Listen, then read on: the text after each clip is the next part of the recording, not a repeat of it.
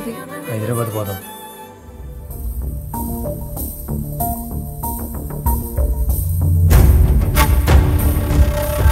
నా కూతురు నాకు కావాలా?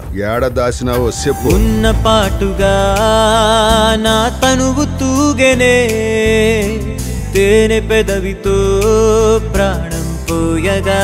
ఓహో ఉన్న చోటనే నా ఉనికి మారెనే, గుండెలోపలి దాహం తీరగా.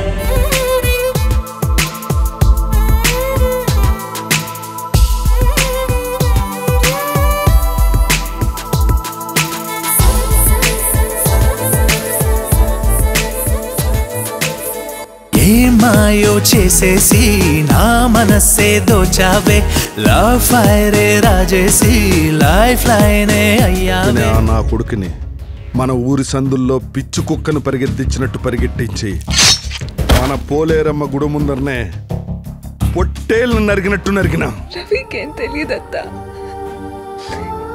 ఇదంతా నేను చెప్తేనే చేశాడు. అమ్మ ఒంటరితనం 20 ఏళ్ళు. వెతికితే మనకింకో తోడు దొరకొచ్చేమో. లేచిపోయి వచ్చింది క్యారెక్టర్ లేంది అనుకుంటున్నావా? ఆ ఫ్యామిలీ వల్ల ఇప్పుడు వరకు నేను నష్టపోయింది చాలు.